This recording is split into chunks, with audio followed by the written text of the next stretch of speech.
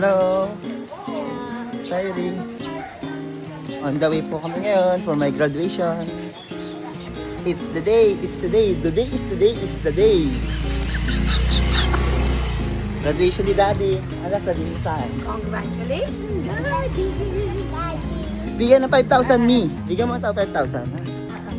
Bye-bye. Yan, nag-aantay po kami ng sasakyan bago kami makaalis. Sana all may fan. Wow! Ay, naman.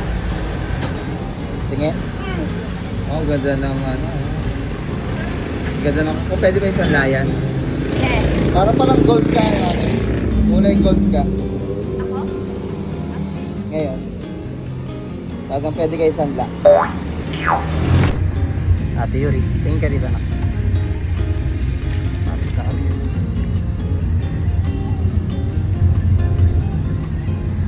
Alam mo kakasal.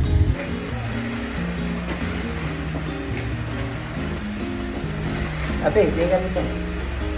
Hi, Mami. Dito na po kami sa campus. Let's go. Ay, ano mo mga kursi pala ko?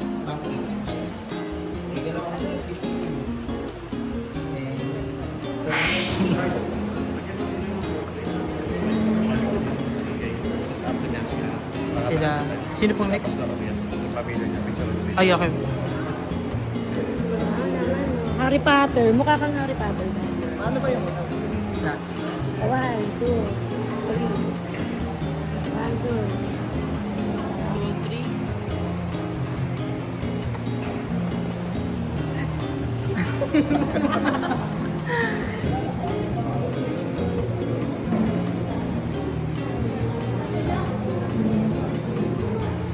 Tawagin natin si Preacher Danny po to give his testimony, blessings and challenges po sa school. Hindi po biro yung pag-aaral kasi parang 5 years bago siya makagamit ng 3 years equivalent course. So,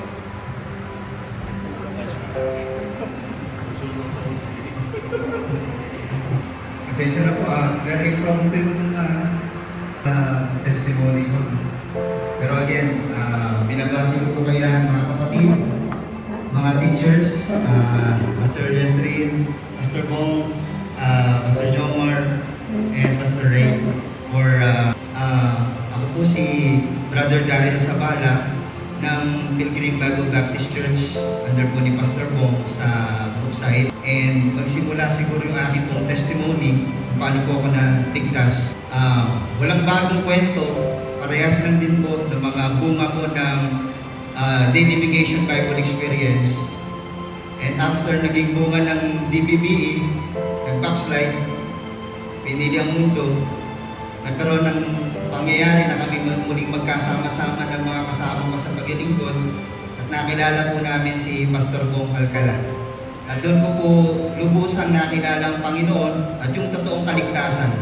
Kung matatandaan ko po, ito ay taong 2007 sa Angono.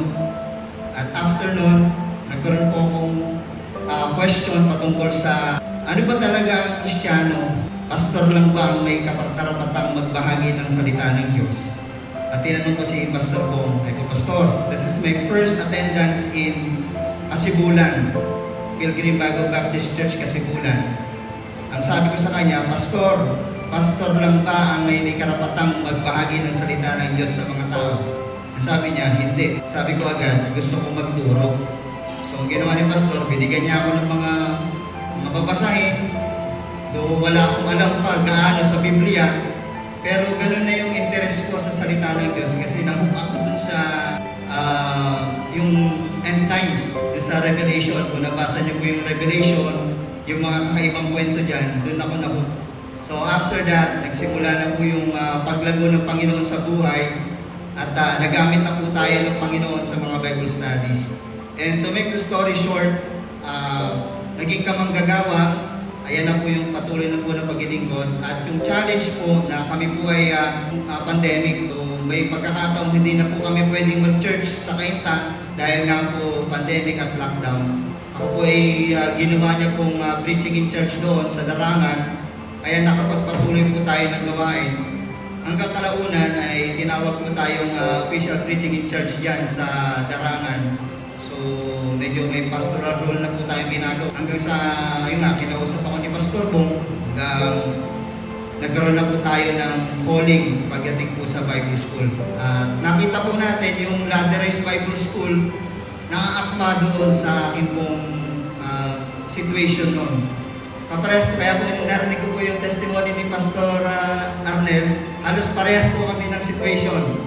May business, may trabaho, may pamilya. So paano ko ipapasok doon yung Bible School? So yung Ladderized na talaga namang pinus po ni Pastor Jomar. Ito, gusto ko lang siya, Pastor Jomar. Sobrang bidang-bida sa akin si Pastor Jomar sa kwentuhan sa amin sa Darangan. Kasi ang dami ko talagang mga wonders, marvels na natutunan sa Biblia. Aside of, parang nakaupo lang tayo na nakikinig. Iba pala talaga pagka, iba pa ito yung Ladderized Bible School is iba pa sa talagang university ng mga Bible School. Pero nung kay Pastor Jomar, ang dami ko talaga natutunan. At talaga namang iba yung naging impact nun sa akin at sa suporta po ng aming pastor, si Pastor Bong. At yun po, so yun, para sa akin, gusto ko lang pong iwanan yung salitang ito na sa akin lang mga fellow students and mga kapatiran na feeling ko wala kang ambag sa gawain ng Panginoon o parang walang saysay yung iyong pag-upo sa church na ikinabibilangan. Hindi po totoo yun. Merong timing po ang lahat. Kung minsan hinahanap natin yung recognition, pinipilit natin na tayo ay pansinin, pinipilit natin na mapangalanan, pabigyan po tayo ng magandang pedestal, pasensya na, wala pong ganun. Lahat po tayo na nandirito ay naglilingkod sa iisang Diyos. So if we're seeking for recognition or appreciation, sa Diyos lamang po yun. Kaya itong ating pag-aaral, laging iaatang po natin sa Panginoon. At uli pong salita, nagpapasalamat po ako sa aking may bahay at sa aking anak, si Erica Jose Sabala, at saka si Erin Sayri. So sila po yung aking mga kalakasan pagdating po sa gawain at the same time yung ating pong personal na buhay. So muli, maraming salamat mga kapatid sa inyong pong suporta at pag-ibig sa gawain na ito. Pero again, it's not about your holiness. It is about your fully surrendering yourself to God. Kasi hindi mo pwedeng magpakabanal kung hindi ka nagsasurrender sa Diyos. So I pray lahat po tayo ay maging kagamit-gamit sa Panginoon.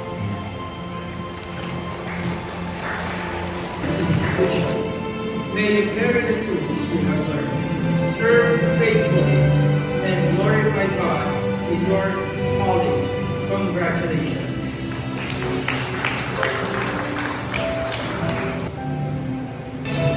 Last but not the least, Darin D. Sabala.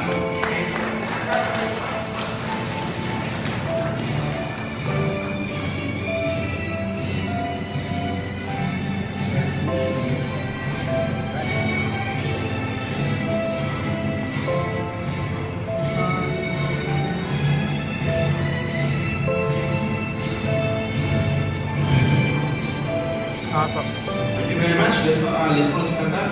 Dinigyan po natin si Pastor Bong na manalangin po sa ating closing prayer and benediction. And after this, magkakaroon